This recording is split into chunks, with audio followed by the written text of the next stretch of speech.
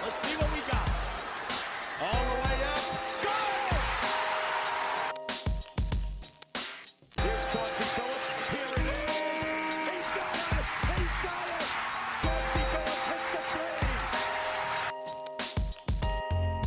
With a steal and the drive. Lays it up. Lays it in. Count that baby. And a foul. Bonjour à toutes et bonjour à tous et bienvenue dans les Chroniques de Motor City. Les Chroniques de Motor City, c'est votre podcast dédié à l'histoire et à la culture des Detroit Pistons. À chaque épisode, nous remontons le temps pour parler des moments et des personnages qui ont compté dans la vie de notre franchise préférée depuis sa création jusqu'à aujourd'hui. Je pense que maintenant, après 31 épisodes, vous êtes à peu près habitués au fait que dans ce podcast, tout n'est pas toujours à la gloire des Pistons. Pour chroniquer honnêtement l'histoire de cette franchise, je devais de toute façon m'intéresser aux épisodes un peu plus sombres. Donc, dès les premiers épisodes, j'ai parlé notamment de Malice at the Palace, cet énorme baston qui fera toujours tâche dans le CV de l'équipe championne de Ben Wallace et de Chauncey Billups. J'ai parlé des ratés de la draft comme Darko Milicic ou Corleone Young. Et j'ai aussi parlé des personnages qui étaient encore plus borderline comme Jack Molinas ou Marvin Barnes. Donc, je pense quand même qu'on a assez largement abordé tous ces sujets qui pourraient être considérés comme tabous. Mais aujourd'hui, j'ai envie qu'on aille encore plus loin et qu'on profite de la chronique du jour pour revenir sur un épisode qui est franchement pas glorieux dans l'histoire des Pistons. Donc dans ce podcast, on va parler de la saison 1991 et plus précisément de la manière dont elle s'est finie avec la défaite en 4 matchs des Bad Boys face aux Bulls de Jordan. Ce match, ce Game 4, il est resté dans l'histoire, pas seulement parce qu'il marquait en quelque sorte la fin des Bad Boys, mais surtout par la manière dont les Bad Boys ont eux-mêmes choisi de mettre fin à leur histoire. Après 5 saisons consécutives, avec minimum une finale de conférence, après 2 titres, et surtout après avoir battu ces mêmes Bulls pendant 3 années d'affilée, eh bien, ce jour-là, les hommes forts des Pistons, les Isaiah Thomas, Bill Laimbeer, Dennis Rodman, etc., ont tout simplement décidé, à la fin de ce dernier match, de quitter le parquet alors qu'il restait encore une poignée de secondes à jouer, et ça sans saluer leur adversaire, les Bulls, qui réussissaient enfin à les battre. Cette sortie, qui a été jugée ensuite par toute la NBA comme honteuse et déshonorante, s'appelle le walk-off, et c'est le sujet de notre chronique de Motor City du jour. Je vais vous raconter pendant ce podcast comment on a pu arriver à une telle extrémité. Mais déjà, avant toute chose, je vous invite à vous refaire l'épisode 11 des chroniques où je revenais en détail sur la rivalité entre les Bulls et les Pistons, ce qui vous donnera quelques clés. L'intérêt dans la chronique d'aujourd'hui, ce n'est pas de dire si les Pistons ont eu raison ou s'ils ont eu tort de faire ce walk-off. J'ai juste envie de raconter ce qu'il s'est passé et les conséquences que ça a pu avoir. Les Pistons ont fait cette sortie et ils ont dû apprendre à vivre avec. Mais après tout, peut-être que pour des mecs qui portaient fièrement le nom de Bad Boys, sortir de cette manière, on pouvait dire que ça leur convenait.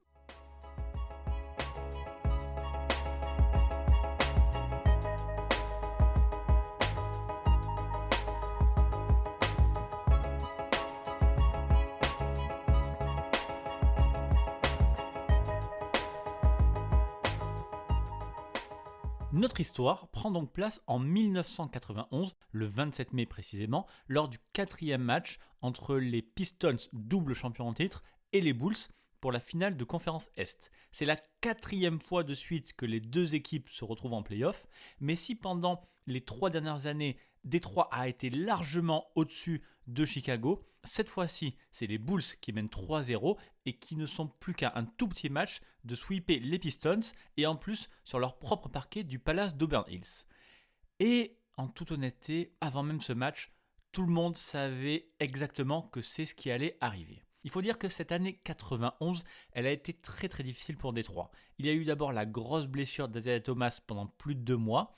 Et une fois arrivés en play-off, les Pistons ont beaucoup souffert. Ils n'ont gagné que 3-2 au premier tour contre les Hawks, puis 4-2 contre des Celtics très diminués, et encore, le résultat était plutôt flatteur pour les Pistons qui n'étaient vraiment pas dans leur meilleure forme. Et quand Détroit retrouve donc Chicago en finale de conférence, on sent quand même bien que la marche va être trop haute. Pour le premier match, c'est une première victoire des Bulls 94-83, dans un match où Michael Jordan n'a même pas vraiment eu besoin de forcer. C'est la même chose au match 2, avec une autre victoire de Chicago à domicile encore une fois 105-97, où cette fois c'est Scottie Pippen qui a pris la lumière et qui a montré que désormais il n'avait plus du tout peur des Pistons. Au match 3, on repart à Détroit, mais bon, malgré tout ça ne change rien, puisque une nouvelle fois, la troisième fois de suite, c'est les Bulls qui dominent très facilement, trop facilement même on pourrait dire, les Pistons, en gagnant 113-107, avec cette fois 33 points de Michael Jordan, hyper propre que les Pistons ne peuvent pas du tout arrêter. Donc, après 3 matchs, on se retrouve à 3-0 pour les Bulls, et clairement, l'odeur du sweep, elle est très très forte. On aura l'occasion de reparler plus tard dans ce podcast des déclarations qui ont été faites juste après ce Game 3, mais sachez juste seulement que côté Pistons, on essaye de garder la tête haute, on se donne un peu d'espoir, quitte à se mentir un peu à soi-même. Parce que oui, bien sûr, la dynamique est beaucoup trop forte pour les Bulls, elle ne changera pas de camp, et en fait, c'est même pas vraiment une surprise. Pour cette confrontation de 1991, les Bulls se sont préparés comme jamais. Depuis 88, ils étaient systématiquement éliminés des playoffs par les Pistons. Et en fait, chaque année, ils essayaient un tout petit peu de s'améliorer jusqu'à un jour enfin passer l'obstacle. Ils ont essayé d'avoir un jeu plus physique. Et puis, ils ont essayé de ne pas tomber dans la provoque. Ils ont essayé de jouer plus collectif, moins dépendant de Jordan. Casser les fameuses Jordan Rules que Chuck Daly avait mis en place. Et effectivement, petit à petit, les séries entre les Bulls et les Pistons devenaient de plus en plus serrées. Donc c'était assez attendu qu'en 91, Chicago arrive enfin à prendre le dessus sur les Bad Boys, qui, il faut quand même l'avouer aussi, commençaient un petit peu à vieillir. Donc ce Game 4, les Pistons qui sont en bout de course finissent par le perdre très logiquement, assez lourdement d'ailleurs même 115-94, ce qui entraîne donc leur sweep. Et c'est donc à ce moment-là qu'arrive notre fameux walk-off. Il reste 15 secondes à jouer avant la fin du match. Il y a 112-94 pour les Bulls qui vont garder la balle jusqu'à la fin du chrono pour cette dernière possession. Mais là, les starters des Pistons, Isaiah Thomas, Bill Laimbeer, Mark Aguirre, etc., qui étaient tous sur le banc, se lèvent tout d'un coup et s'en vont alors que le jeu est toujours en cours. La foule du Palace d'Auburn Hills comprend immédiatement ce qui se passe et se met à applaudir son équipe qui vient pourtant de perdre sa couronne de champion. Un par un, les Pistons retournent au vestiaire et passent devant le banc des Bulls qui ne comprend lui absolument pas cette sortie et qui ont l'air complètement dépités, au contraire des Bad Boys qui sont assez contents de leur coup avec un petit sourire en coin. Et franchement, honnêtement, juste pour la tête que fait Michael Jordan quand il se rend compte que les Pistons ne vont pas venir le saluer à la fin du match, ces images valent quand même le coup d'œil. Et donc évidemment, pour ceux qui sont intéressés, je vous mets la vidéo de ce walk-off dans la description de ce podcast. Et oui, parce que si les joueurs majeurs des Pistons quittent le terrain avant la fin, ça veut aussi dire qu'ils ne vont pas aller saluer les Bulls, ils ne vont pas les féliciter et ils ne vont pas du tout leur souhaiter bonne chance pour la finale. C'est clairement une vraie démonstration de manque de respect. C'est à peu près du même niveau que si les Pistons passaient devant le banc des Bulls et se mettaient à cracher par terre. Remarquez, vu la haine entre les deux équipes, ça serait quand même pas bien surprenant. En tout cas, à l'entrée du tunnel pour accéder au vestiaire, les Pistons retrouvent Jack McCloskey, le GM qui a construit cette équipe de A à Z et qui attend ses joueurs pour les prendre dans les bras un par un pour les remercier. Oui, les Pistons perdaient leur titre, mais après 2 championnats gagnés coup sur coup, McCloskey avait simplement envie de les remercier pour leur excellent parcours.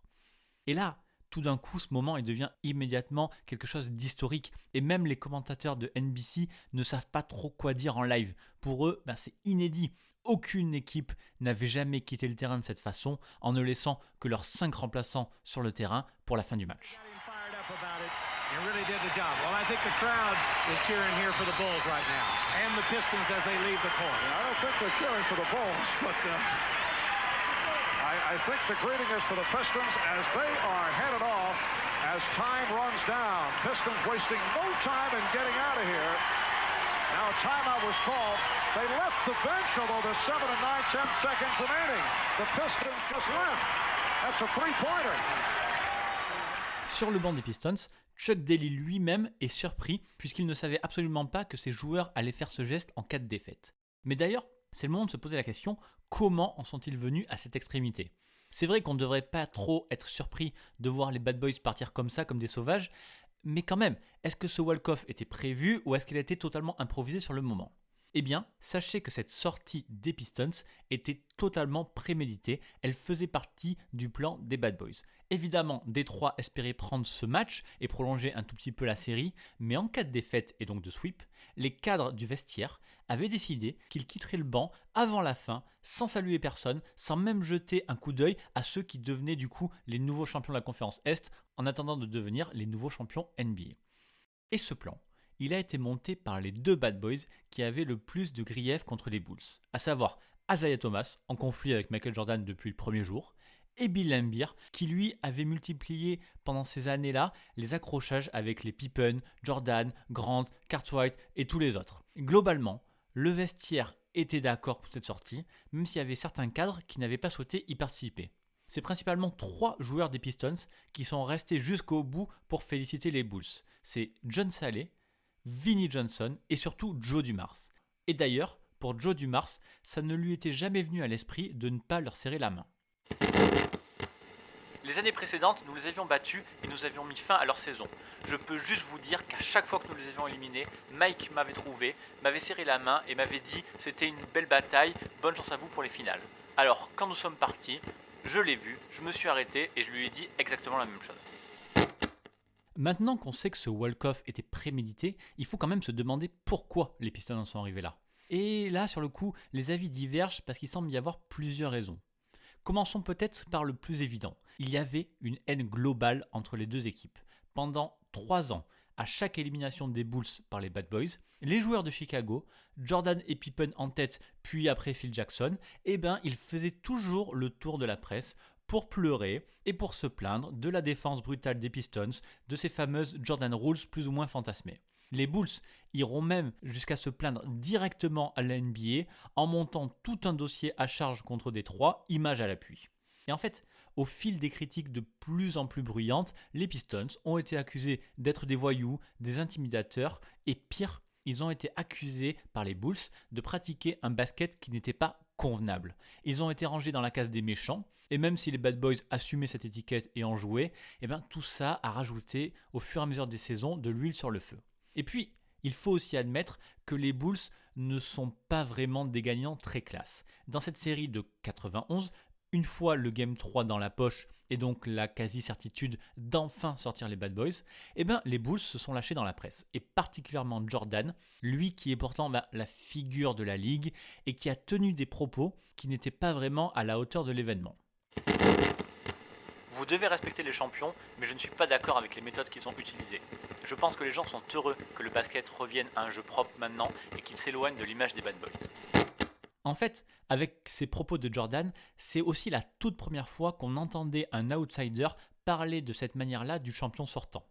Et pour le coup, du double champion même. En NBA, il y a quand même la culture du respect du champion et même les Bad Boys avaient montré plus de respect quand ils avaient battu les Lakers en 1989. Mais en fait, après 3 années à se casser les dents sur les Pistons, Jordan décide de se venger et considère que la victoire des Bulls à venir est en quelque sorte celle des gentils contre les méchants. Je ne pense pas que les gens veulent ce genre de basket. Je pense qu'ils veulent faire sortir ce type de basket de la NBA. Détroit a connu un grand succès avec son style et d'autres équipes ont essayé de le copier parce que ça avait réussi. Et ça, ce n'est pas bon pour le jeu. Après le Game 4 et donc le sweep, Phil Jackson ne dira pas autre chose et réduira les Pistons à un style de jeu violent et donc selon lui inintéressant à suivre. Nous pensons que jouer notre genre de basket avec des mouvements de balle, des passes, tout en partage, c'est un style agréable à regarder. Nous pensons que ce genre de jeu est propre et rapide. Nous pensons qu'il est juste temps de passer à un autre style de basketball en NBA. Et plus globalement, les Bulls avaient réellement cette réputation d'équipe qui passait son temps à pleurer et en même temps à manquer de respect aux autres. Kevin McHale, qui n'est pas du tout un sympathisant des Bad Boys, dira au Boston Herald: les Bulls se plaignaient tout le temps, c'est quelque chose qui s'est bien vu dans The Last Dance. Je pense que les Bulls manquaient vraiment de respect à ce que les Pistons étaient capables de faire. Donc ce manque de respect vis-à-vis du champion a clairement fait mal aux Pistons. Et pourtant, ce n'est peut-être pas la seule chose qui les a conduits à ce walk-off, donc à quelques secondes de la fin du Game 4. Parce que d'après une autre version, pour comprendre pourquoi les Pistons ont refusé de rendre hommage aux nouveaux champions de la conférence Est qu'étaient les Bulls, il faut remonter bien plus loin, en 1988 précisément, quand les Pistons, à leur tour, passer enfin l'obstacle des Celtics de Larry Bird. Donc, les Celtics de Bird, ils étaient champions en 84 et en 86 et finalistes en 85 et en 87, donc c'était la meilleure équipe à l'Est depuis 4 ans. Et par 2 fois, en 85 et en 87, les Pistons avaient justement buté sur cette équipe. Mais en 88, pour leur 3e confrontation, cette fois, les Pistons ont réussi à s'imposer 4-2 contre Boston et arriver enfin à passer l'obstacle des Celtics. Et donc, vous comprenez qu'il y a bien un parallèle qui est assez évident à faire avec la rivalité entre les Celtics champions et les Pistons outsiders d'un côté, et plus tard les Pistons champions et les Bulls outsiders de l'autre. En fait, c'est quasiment les mêmes histoires. Et donc, vu que c'est les mêmes histoires, c'est précisément la fin de cette série 1988 qui a donné l'idée aux Pistons de quitter le parquet comme des sauvages 4 ans plus tard. En fait, c'est John Salley qui a vendu la mèche. Certains bad boys avaient choisi de faire aux Bulls la même chose que leur avaient fait les Celtics en 1988. Avant le dernier match contre les Bulls, Bill Laimbeer a dit que nous allions leur passer le flambeau de la même manière que Boston nous l'avait remis. Parce que oui, en fait, avant le walk-off des Pistons en 1991, il y en a eu un autre de la part des Celtics en 1988. Mais si celui-ci vous ne le connaissez pas et qu'il est globalement beaucoup moins connu, c'est déjà parce que les Celtics de Larry Bird avaient bien sûr une bien meilleure image que celle des Bad Boys, et aussi, il faut être honnête, parce qu'il est quand même un petit peu à nuancer. En fait, je vous explique. Pour ce walk-off de 1988, on est donc au Game 6 de la finale de conférence et les Pistons mènent 3-2 et sont en train de finir tranquillement le travail chez eux au Pontiac Silverdome. D'ailleurs, le Silverdome est absolument bouillant, la foule n'attend que la victoire des Pistons pour exploser. Et quand à moins d'une minute de la fin, les Pistons mènent de 8 points 94-86, on se dit que la victoire est quasiment en poche. Donc Boston se rapprochera un petit peu, mais bon, rien n'y fait. Détroit est devant, Détroit va passer et va enfin battre les Celtics. Il ne reste que 6 secondes à jouer et toujours 4 points d'avance pour Détroit. Alors les Celtics font une faute volontaire un peu désespérée sur Adrian Dantley pour arrêter le chrono. Mais alors que les Pistons se dirigent tous vers la ligne des lancers francs pour que Dantley tire ses lancers, eh bien les titulaires de Boston, les Larry Bird, Kevin McHale, Robert Parrish, etc., eux, ils traversent le terrain, quittent le parquet sans saluer les joueurs de Détroit et rentrent directement au vestiaire en ne laissant que leurs 5 remplaçants du bout du banc attendre que Dantley tire ses lancers. Sur les images, on voit bien que seul Kevin McHale s'arrête sur sa route pour rentrer au vestiaire et encore, il fait un rapid check à Isaiah Thomas et on a l'impression que c'est le joueur des Pistons qui l'attrape pour l'arrêter plutôt qu'une réelle volonté de Kevin McHale de le féliciter. Donc, il semblerait bien que ce soit cette sortie expéditive de Boston, cette manière de passer le relais aux Pistons un peu sauvage, eh bien il semblerait que ce soit précisément ce que les Bad Boys avaient en tête quand leur tour de partir est arrivé en 1991. Sauf que ce n'est pas si évident que ça. C'est même d'ailleurs assez difficile de comparer le walk-off des Celtics de 1988 et celui des Pistons en 1991.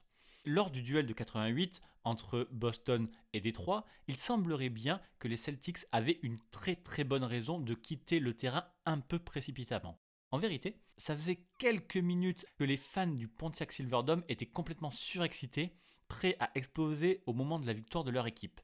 Et quand les Celtics ont fait cette fameuse ultime faute à 6 secondes de la fin, eh bien les fans ont cru que le match était terminé et ils ont commencé à quitter leur siège pour essayer d'envahir le terrain. D'ailleurs, quand on regarde de nouveau ce match, on voit bien que quelques fans tentent d'aller voir les joueurs de Détroit au moment où les arbitres sifflent la faute, alors qu'il reste encore 6 secondes à jouer. On entend même le speaker des Pistons, Ken Calvert, prédécesseur du fameux John Mason que vous connaissez, qui demande aux fans de retourner à leur place en leur précisant que le match n'est pas terminé. Et c'est à ce moment-là que les starters des Celtics ont commencé à quitter le terrain pour rentrer au vestiaire. Et c'est exactement ce qu'expliquait récemment Kevin McHale, toujours au Boston Herald. Quelqu'un nous a dit de sortir de là avant que le terrain soit pris d'assaut. Il y a une très longue marche pour sortir de là. Ce n'est pas comme au Garden ou à d'autres endroits. Vous avez probablement une centaine de mètres à faire avant d'arriver à l'entrée des vestiaires. Et Kevin McHale avait raison d'être inquiet, puisque effectivement, à la fin du match, le Pontiac explose totalement avec le terrain qui est envahi par les fans de Détroit. Les entraîneurs et les 5 remplaçants des Celtics qui étaient restés sur le parquet sont relativement ignorés par les spectateurs, mais l'histoire aurait pu être très différente avec un Larry Bird qui aurait été toujours là par exemple.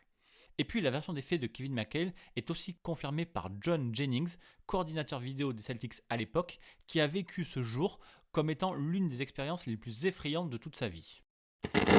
Casey, Jimmy Rogers et Chris Ford parlaient tous de faire sortir les gars du parquet parce que nous étions dans le Silverdome et qu'on sentait que ces gens étaient prêts à prendre d'assaut le terrain. Cela n'avait rien à voir avec le fait d'essayer de passer un message aux Pistons ni un manque d'esprit sportif. C'était vraiment la sécurité de nos gars qui était en jeu. Et du coup, quand on comprend tout ça, on se dit que les Celtics avaient raison de quitter le terrain sans saluer les Pistons. C'était difficile de juger si leur sécurité était vraiment engagée, mais vu le passif, vu la rivalité entre les deux franchises, c'était quand même assez logique de partir au plus vite du terrain adverse. Et c'est là où le parallèle entre 88 et 91 ne tient pas. Quand les Bad Boys doivent lâcher leur couronne aux Bulls, c'est à domicile qu'ils le font. Il n'y a malheureusement pas de risque d'envahissement ou d'autres problèmes de ce genre dans le palace d'Auburn Hills. Quitter le terrain à ce moment-là ou 15 secondes plus tard à la fin du match, ça ne faisait aucune différence du point de vue sécurité. Et puis surtout, il y avait quand même une différence fondamentale. Les Celtics, eux, n'avaient pas vraiment planifié ce départ à l'avance. I would say I've paid a heavy price for that moment. And if that moment meant that I'm not selected to be on the dream team because of that moment, that's hurtful. That cuts deep. Maintenant, il faut aussi qu'on s'intéresse à la façon dont les Pistons ont géré l'affaire de ce walk-off. Parce que les joueurs de Détroit, ils en ont pris plein la tête à partir de ce moment-là. La NBA essayait déjà de les faire un petit peu disparaître au profil des Bulls, mais avec cette polémique, les Bad Boys leur ont facilité la vie et se sont enterrés quasiment tout seuls. Ces Pistons-là, ils étaient déjà connus comme les voyous de la NBA. Le reste de la ligue les imaginait surtout comme des brutes, capables de tout faire pour gagner sans avoir aucune limite. Alors, il y a peut-être une partie de ça qui est vraie, mais comme je l'ai déjà dit, les Pistons étaient à peu près OK avec ça. Sauf qu'après ce walk-off, il fallait assumer et à une ampleur quand même assez différente. Et parmi les leaders de Détroit, il y avait 2 façons de gérer ça. D'abord, il y a la manière Bill Laimbeer. Inflexible, droit dans ses bottes, Bill Laimbeer, lui, il n'a jamais regretté un seul instant son départ. Sans même citer l'épisode des Celtics, sans même se trouver d'excuses, Bill Laimbeer a toujours assumé et en a même profité pour en rajouter un peu sur les Bulls. Pourquoi est-ce que je regretterais ça maintenant, aujourd'hui ? Je me fiche de ce que les médias disent de moi. J'ai essayé de remporter des titres et j'ai fait tout ce que j'avais à faire pour tirer le meilleur parti de mes capacités et de notre équipe. Et nous l'avons fait. Nous avons réussi à être champions. Les Bulls ont pleurniché pendant 1 an et demi à propos de la façon dont nous étions mauvais pour le basket, mais plus important encore, ils ont dit que nous étions des mauvaises personnes. Nous n'étions pas de mauvaises personnes. Nous étions juste des basketteurs qui gagnaient. Donc je ne voulais pas leur serrer la main, ils n'étaient que des pleurnichards.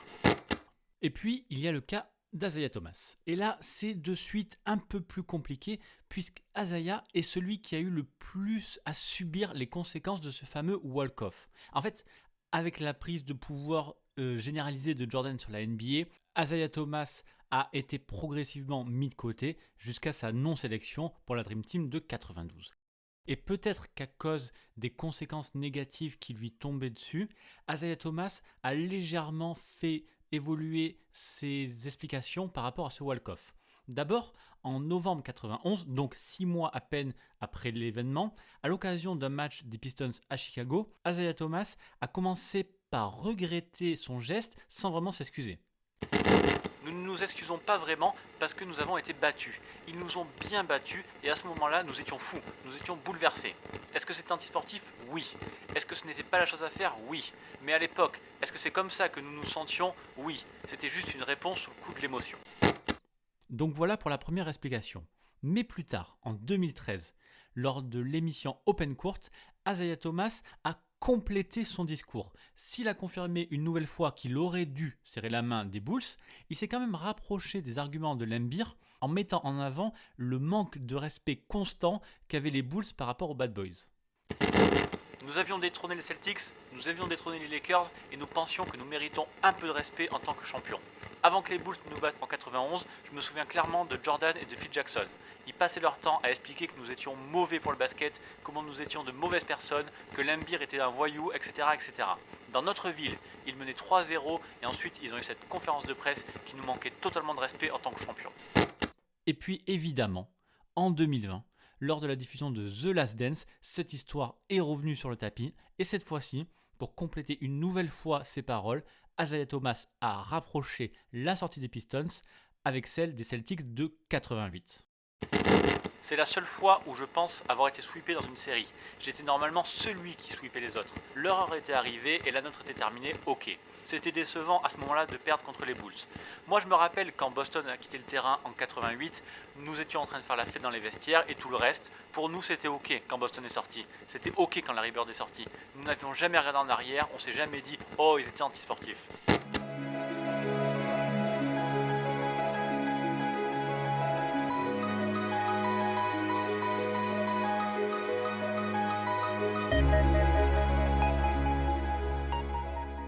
Évidemment, du côté de Michael Jordan et des Bulls, les explications d'Isaiah Thomas n'ont jamais été acceptées.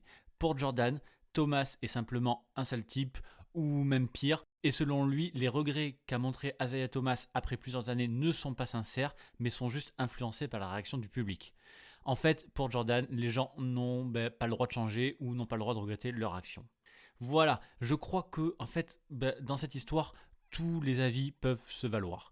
Nous, on n'est personne pour se mettre à la place de cette équipe des Pistons à 2 doigts de se faire sweeper en 91 après 2 titres et après plusieurs années à battre facilement les Bulls au fur et à mesure. On peut comprendre que les critiques qu'ont fait justement les Bulls les années précédentes les aient usés, les aient fatigués et leur aient donné envie de réagir un peu brutalement. Et puis même de toute façon, le fan hardcore de Chicago vous dira sûrement quand même que Jordan a manqué de classe à la fin du Game 3, ça c'est indéniable. Jamais personne n'a parlé si mal d'un champion. Vous pouvez ne pas être d'accord avec les Bad Boys, mais ils avaient quand même battu les Lakers de Magic et les Celtics de Bird pour gagner 2 titres d'affilée, tout en renvoyant 3 fois de suite Chicago chez eux. Et puis, même si la comparaison avec le walk-off des Celtics de 88 ne tient finalement pas, il faut quand même dire qu'à l'époque, les joueurs n'étaient pas des amis. Larry Bird n'était pas ami avec Isaiah Thomas n'était pas ami avec Michael Jordan. Il n'y avait pas les câlins un peu hypocrites qu'on voit aujourd'hui à la fin de chaque série en mode je t'ai éliminé mais t'es mon pote, on se voit pendant les vacances quoi. Non, ça n'existait pas dans les années 80. Et encore une fois, c'est peut-être Kevin McHale qui explique le mieux cet état d'esprit. De toutes les séries auxquelles j'ai participé tout au long des années 80, je n'ai jamais rien dit à personne. Vous pouvez féliciter les gars si vous les revoyez plus tard, mais il n'y a jamais vraiment eu beaucoup de félicitations ou quoi que ce soit. Je veux juste aller dans les vestiaires. 90% des séries que nous avons gagnées, je n'ai parlé à personne. Ils ne sont pas venus vers moi me féliciter et je ne pensais pas qu'ils le devaient. Alors voilà, probablement que le walk-off des Bad Boys est antisportif, ou au moins en tout cas avec nos yeux de 2020. Je pense quand même qu'on aurait été peut-être moins choqués en 91, mais dans tous les cas, c'était les Bad Boys. Croire qu'ils allaient faire de grands chèques et féliciter chaleureusement les Bulls et Jordan alors qu'ils se battaient à chaque fois qu'ils se voyaient, c'était quand même assez improbable. Et nous arrivons enfin à la fin de ce podcast. J'espère, surtout, c'était important pour cet épisode, avoir fait preuve d'un peu de hauteur, d'un peu d'objectivité et de ne pas avoir fait trop mon fanboys. Mais sinon, on en parle, venez en parler, on en discute sur Twitter ou ailleurs. Je suis preneur de tous les avis sur ce fameux walk-off justement. J'ai l'impression que tout le monde peut avoir son avis et avoir sa propre vision du truc antisportif ou pas, fair play ou pas, respectable ou pas. Moi, il ne me reste qu'à vous remercier et à vous dire, comme d'habitude, que les chroniques de Motor City sont disponibles partout. Sur Apple Podcast, Spotify, Google Podcast, Deezer et sur les applis de podcast comme Podcast Addict sur Android. Vous pouvez aussi soutenir le podcast en laissant un commentaire et une note sur Apple Podcast pour aider à faire découvrir les chroniques. Sinon, si vous écoutez sur une autre plateforme, le simple fait d'en parler autour de vous et de partager le podcast sur les réseaux, c'est déjà énorme. Merci à tous ceux qui le font au fur et à mesure des épisodes. Et en attendant le prochain podcast, je vous invite à me retrouver sur Twitter @pistonfr et sur le site pistonfr.com. Merci encore pour votre soutien et à très bientôt pour une prochaine chronique. Bye.